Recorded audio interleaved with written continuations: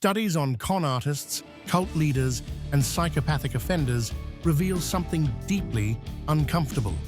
Their victims, intelligent, successful, self-aware people, report the same thing afterward. They say it felt good. The first 5 minutes felt genuinely good. Not suspicious, not off. Good. Warm, even. That's not a coincidence. That's the design. Serial manipulators don't begin with pressure. They begin with pleasure. And by the time you feel the hook, you've already swallowed it whole. So the question isn't whether you'd recognize a manipulator walking toward you. The question is, what if you already have, and you didn't know it until now? This is the Mind Shadow. We study what most people are never taught: the mechanics of influence, the architecture of control, and the psychology that operates in the dark edges of human behavior. Not to frighten you, to arm you. Today, we're going into the opening sequence. The first 5 minutes of contact between a serial manipulator and a target. Because manipulation doesn't begin with a lie.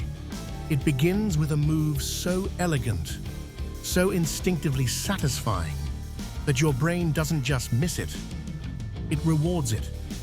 By the end of this, you'll understand the 3 core mechanisms they deploy.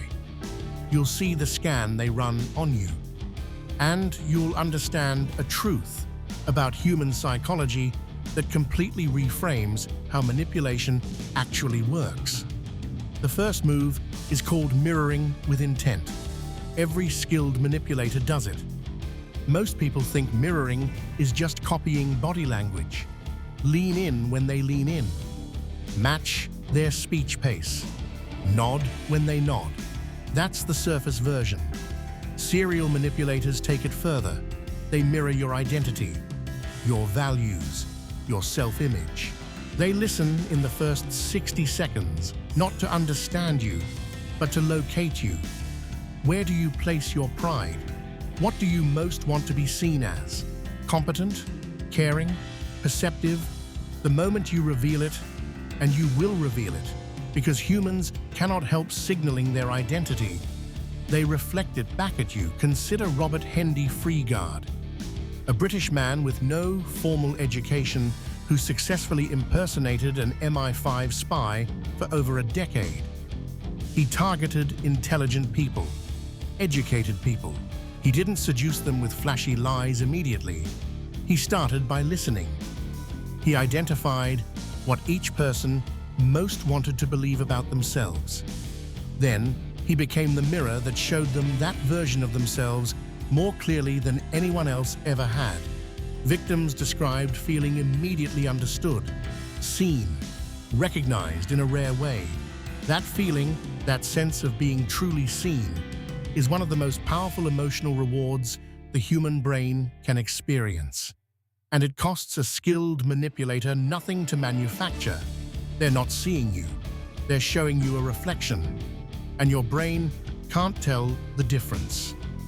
The second mechanism runs simultaneously. While mirroring locks in your comfort, they are conducting what researchers call a vulnerability assessment. This is where neuroscience becomes unsettling. Your brain, under social comfort, releases oxytocin. It's the bonding chemical. It lowers threat perception. It increases trust. It also, and this is the critical part, increases your willingness to disclose. When you feel psychologically safe with someone, you share more.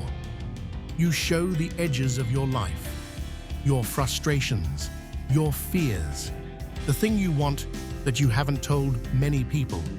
A skilled manipulator creates that oxytocin window intentionally. They use warmth, humor, and carefully placed vulnerability, a small, strategic confession of their own, to accelerate your openness.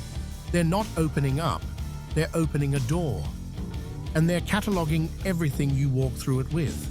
Psychologist Robert Cialdini's work on liking and reciprocity explains part of this. When someone shares something personal with us, we feel compelled to match it. It's social instinct. Serial manipulators exploit this reflex with precision.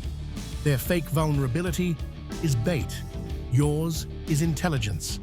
They now know your pressure points, your need for approval, your financial anxiety, your loneliness, your ambition, before you've even finished your coffee, and they file every single piece of it away for later.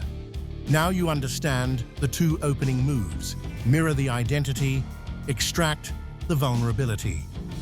The third mechanism is what seals the first encounter. It's called anchoring the frame. By the end of those 5 minutes, the skilled manipulator has established an unspoken but powerful social reality between you two. You are the person who connected with them. You are the one who opened up. You are the one who felt seen and responded warmly. That's the frame. And frames, once placed, are extraordinarily hard to escape, because abandoning a social frame feels like betraying your own memory of an experience that felt real. This is why so many people who eventually recognize manipulation describe feeling confused rather than angry, because the warmth they felt wasn't imaginary. The neurological experience was genuine. Only the source was fraudulent. So how is this used against you in practice? In sales, negotiation, recruitment, and personal relationships.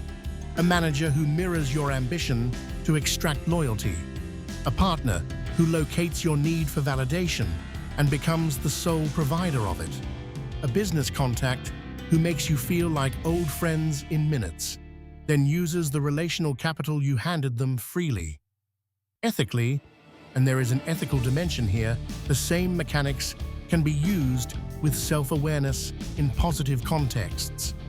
Genuine mirroring builds real connection.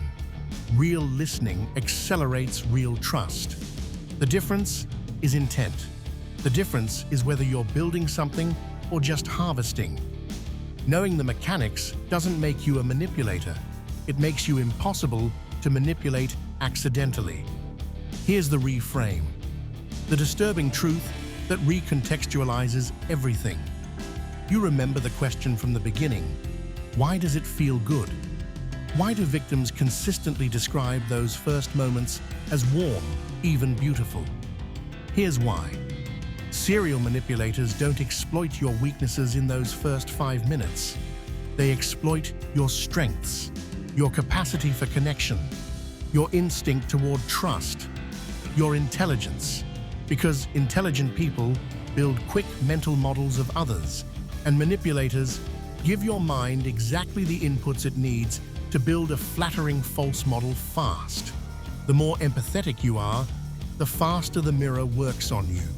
The more self-aware you are, the more satisfying it feels to be recognized. Your best qualities are the entry points. That's what makes this so difficult to accept and so important to understand. Protection doesn't come from becoming cold or closed. It comes from slowing down, from noticing when someone feels unusually familiar, unusually fast, from asking yourself, what have I actually revealed in this conversation? And what do they know about me that I haven't consciously chosen to share? The pause is the protection. The awareness is the armor. You now know the 3-part sequence: the mirror that reflects your identity back at you, the vulnerability scan disguised as intimacy, and the frame that makes you feel like the connection was yours to begin with. This knowledge changes the way you enter rooms, the way you read first impressions, the way you understand why some people feel like home a little too quickly. If this opens something in your thinking, subscribe to TheMindShadow. Every week, we go deeper into the psychology of influence, the architecture of control, and the parts of human behavior that most channels won't touch. If you know someone who needs to hear this, send it to them. It might matter more than you think. I'll see you in the shadows.